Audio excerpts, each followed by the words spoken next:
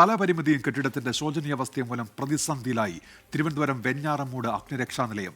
2 വർഷം മുൻപ് ആധുനിക സംവിധാനങ്ങളോടെ പുതിയ കെട്ടിടത്തിന്റെ നിർമ്മാണം ആരംഭിച്ചെങ്കിലും ഇതുവരെ തുറന്നുകൊടുത്തിട്ടില്ല. 11 പഞ്ചായത്തുകളാണ് ഈ അഗ്നിരക്ഷാ നിലയത്തിന്റെ പരിധിയിലുള്ളത്.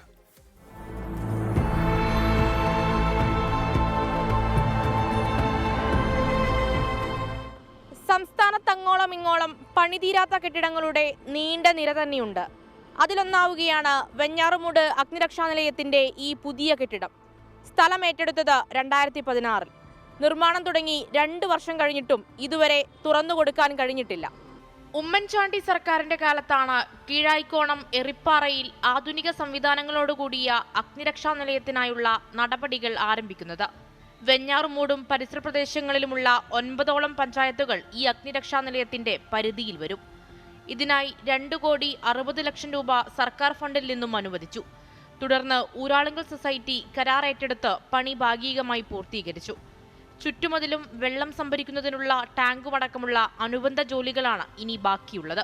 ഫയർ ഫൈറ്റിങ്ങിന് ആവശ്യമായ വെള്ളം സംഭരിക്കുന്നതിനുള്ള ഒരു ടാങ്ക്, അതുപോലെ തന്നെ ഇവിടെ ഈ വെള്ളത്തിൻ്റെ ഒരു പ്രശ്നം ഉള്ളതുകൊണ്ട് പൈപ്പ് ലൈനിൻ്റെ കണക്ഷൻ, അതുപോലെ ഒരു ഫയർ ഹൈഡ്രൻറ്റ് ഇവിടെ സ്ഥാപിക്കുന്നത് സംബന്ധിച്ചൊക്കെ ഉള്ള പ്രവർത്തനങ്ങൾ ഇനി വേണ്ടി വരും. ആ പ്രവർത്തനം പൂർത്തീകരിച്ചാൽ നമുക്ക് എത്രയും പെട്ടെന്ന് ഇങ്ങോട്ട് മാറി ഈ നാടിൻ്റെ വികസനത്തിനും അതുപോലെ തന്നെ ജനങ്ങളുടെ ജീവനും സ്വത്തിനും ഒക്കെ സംരക്ഷിക്കുന്ന രീതിയിലേക്ക് ഇതിനെ കൊണ്ടെത്തിക്കാൻ സാധിക്കും.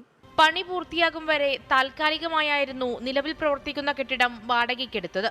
എന്നാൽ വർഷങ്ങൾ കഴിഞ്ഞിട്ടും എന്ന് ഉദ്ഘാടനം നടത്താൻ കഴിയുമെന്ന് യാതൊരു സൂചനയുമില്ല. പുതിയ കെട്ടിടവും കാട് കയറി നശിക്കാൻ തുടങ്ങിയ അവസ്ഥയിലാണ്.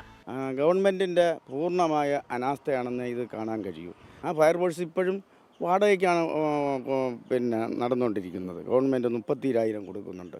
ഞങ്ങൾ 1.5 വർഷത്തോളം നമ്മൾ പഞ്ചായത്തിൻ്റെ കാശാണ് 20,000 ചില്ലുവാനം കൊടുത്തുകൊണ്ടിരുന്നത്.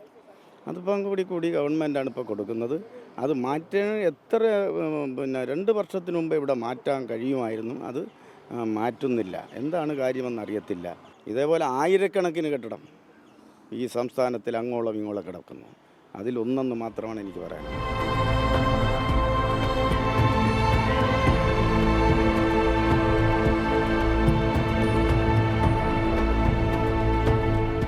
ഇതാണ് അഗ്നിരക്ഷാ നിലയം നിലവിൽ പ്രവർത്തിക്കുന്ന കെട്ടിടം. സ്ഥലപരിമിതിയുണ്ട്. 40ലധികം ജീവനക്കാർക്ക് വേണ്ട യാതൊരു സംവിധാനങ്ങളുമില്ല. ഉപകരണങ്ങൾക്കാകട്ടെ സുരക്ഷയുമില്ല. നിലവിലുള്ള അഗ്നിരക്ഷാ നിലയം ശോചനീയാവസ്ഥയിലാണ്. 40 ജീവനക്കാർക്കായി ഉള്ളത് ഒരു ശുചിമുറി മാത്രം. 24 മണിക്കൂറും പണിയെടുക്കുന്ന ജീവനക്കാർക്ക് വിശ്രമിക്കാൻ സംവിധാനങ്ങളില്ല. സർക്കാരിന് 25,000-ലധികം രൂപയാണ് മാസവാടക ഇനത്തിൽ ചിലവാകുന്നത്. 11 മാസത്തെ വാടക കുടിശ്ശിക ഇനിയും തീർക്കാനുണ്ട്.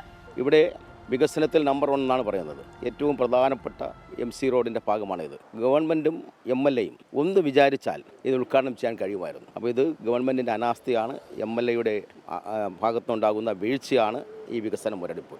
എന്നാൽ അനുബന്ധ ജോലികൾ പൂർത്തിയാക്കുന്നതിനായി 80 ലക്ഷത്തിന്റെ എസ്റ്റിമേറ്റ് സമർപ്പിച്ചിരിക്കുകയാണെന്നും തുക ലഭിക്കുന്ന മുറയ്ക്ക് പണികൾ പൂർത്തിയാക്കാൻ കഴിയുമെന്നുമാണ് സ്ഥലം MLA DK മുരളിയുടെ വിശദീകരണം.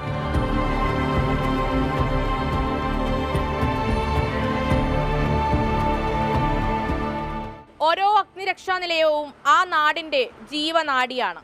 പരിമിതികൾ മറികടന്ന് പുതിയ കെട്ടിടത്തിലേക്ക് മാറാൻ കഴിഞ്ഞാൽ അത് വലിയ ആശ്വാസമാകും. നടപടികൾ ദ്രുതഗതിയിലാക്കണമെന്നുള്ളതാണ് ഇവിടെയുള്ളവരുടെ ആവശ്യം.